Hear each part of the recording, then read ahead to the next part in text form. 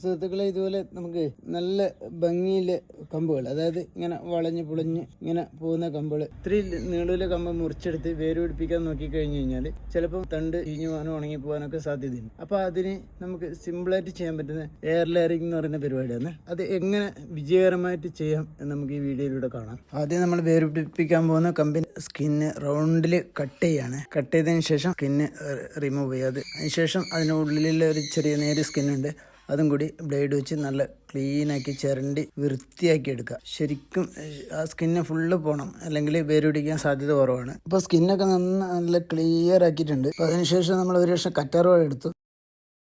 അപ്പോൾ തൊലി ചെത്തിയ ഭാഗത്ത് നന്നായിട്ട് തേച്ച് പിടിപ്പിച്ചു. പ്ലാസ്റ്റിക് ബോട്ടിൽ എടുക്കുക, അതിൻ്റെ വായ്ഭാഗം കട്ട് ചെയ്യും. ഇതുപോലെ കട്ട് ചെയ്തതിന് ശേഷം വളർക്കുക. പിഴുത്തതിന് ശേഷം വേര് പിടിക്കേണ്ട കൊമ്പിനകത്ത് നമ്മളത് ഇറക്കി വെക്കുക.